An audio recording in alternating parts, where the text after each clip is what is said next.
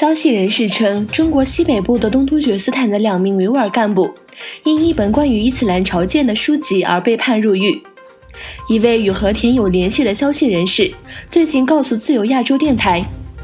罗普县桑普尔镇镇长阿布利克姆·麦图松和桑普尔镇同站部员工麦提埃兹兹·麦托呵提已被定罪，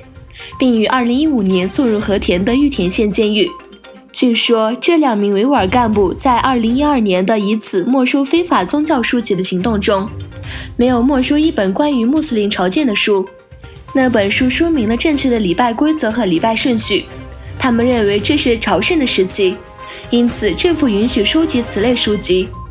但是3年后，一位汉族干部向当局投诉，他们被指控为煽动极端主义，被判处7年有期徒刑。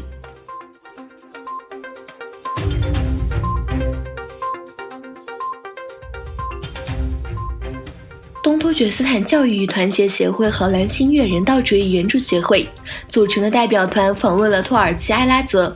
为6.8级地震的受害者分发了食品。根据该协会的声明，由东突厥斯坦教育与团结协会、东突厥斯坦蓝星月人道主义救济协会和东突厥斯坦新闻媒体组织组成的代表团访问了该地区。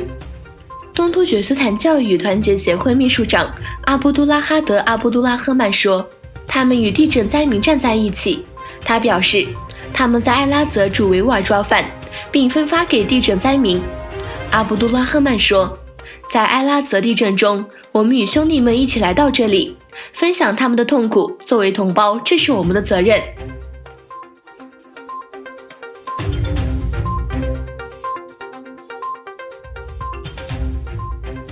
湖北武汉肺炎疫情持续扩散趋势未止。国家卫生健康委员会当日上午公布，截至前一晚，共收到30个省区市累计报告确诊病例2858宗，包括死亡病例82宗。北京出现首例死亡个案，新增8宗确诊病例，累计80宗。中国一名 SARS 专家警告说，感染冠状病毒的人数可能会在1周内达到高峰。自武汉爆发的新型冠状病毒肺炎传播途径已至亚太地区、北美和欧洲，除中国大陆外，已有10多个国家和地区发现了确诊患者。苏普塞27日确诊首例感染新型冠状病毒个案，患者是到访该国度假胜地的一名中国游客。马来西亚星期一发布通告，暂时禁止武汉及湖北的中国公民入境，以截止武汉新型冠状病毒肺炎在马来西亚的蔓延。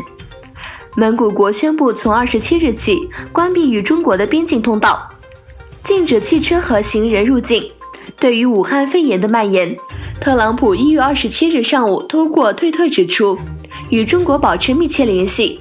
目前美国境内仅有数起病例，但会密切监控。他也表示，已经向中国与中国国家主席习近平表达愿意提供必要协助的意愿，我们的专家极为优秀。此外，中国武汉市河口区的一名女医生在社交媒体上对公众发表讲话说，目前为止，武汉有9万人丧生。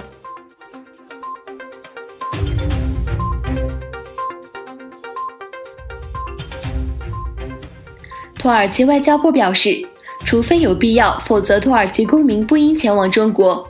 而必须远离武汉。外交部在一份声明中说，强烈建议除非有必要，否则我们的公民不要前往中国。如果他们前往中国，应远离发现冠状病毒病例的地区，特别是湖北省。他补充说，湖北省的冠状病毒具有肺炎样症状，已经成为全国范围内对公共卫生的威胁，病例数在增加。此外，英国外交部表示，正努力在为湖北省的英国公民提供一个离开的选择。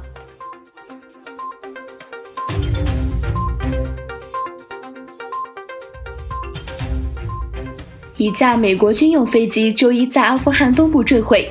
美国军方表示，目前还没有迹象表明这架飞机是被敌人的火力击落的。